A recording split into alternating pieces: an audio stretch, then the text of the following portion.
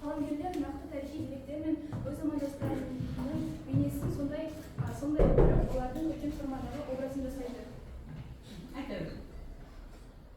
Кейбір кейіпкерлердің есімдері аталмаса да, прототиптері көркем мәтіндегі тарихи деректер мен іс-әрекеттер арқылы айқындалып отырады. Сонымен қатар екі шығармада да ата-ана мен бала қарым-қатынасы мәселесі көтеріледі. Тақырып ұштастығы ұлттық намысын оянуына жан-жағын қоршаған әділетсіздік, әсіресе ауылдық жердегі жергілікті халықтың азып-тозған жағдайы, жол бойы көрген сұрқай көріністерде қатты әсер етеді. Жазушылар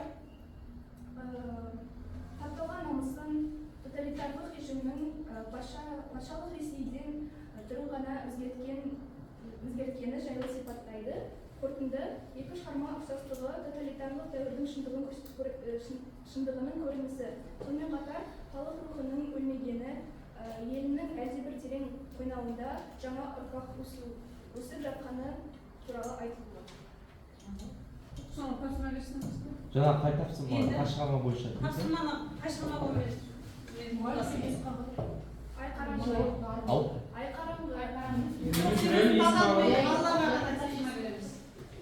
Дұрыс па айтып жатқан?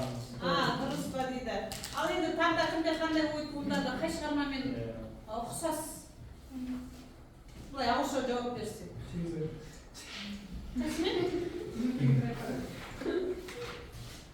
Ойланайық. Дұрыс прописканы жазбай кетті, өзі басқа шығарма талдап кетті. Таңда біз өткен шығармалар бойынша қандай ұқсастығы бар? Бесеудің қатына?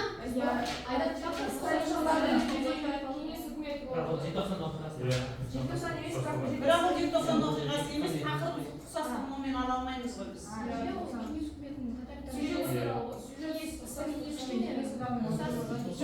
Ол кезде ашық туралы болды. Желтоқсан оқиғасы туралы тағы да қайсысы? Пропискадан басқа.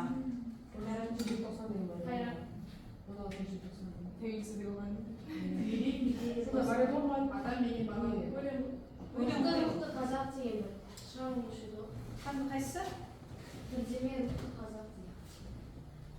Өррухты қазақ деген ба?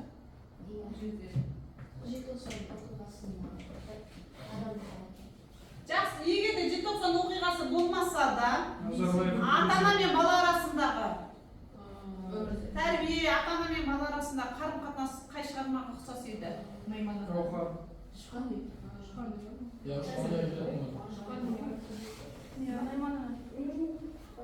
Не говори, жоқ, негізі ата-мен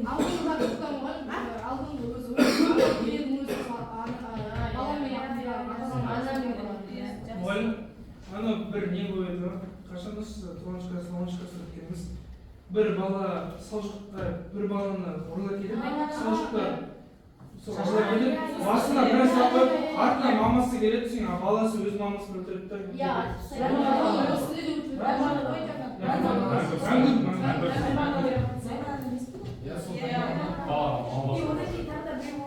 баланы ұрлап алып кетеді да, ол бала жаңағы сосын тағы да Төлен Әбдіктің қонақтар деген әңгімесін өттік емес па?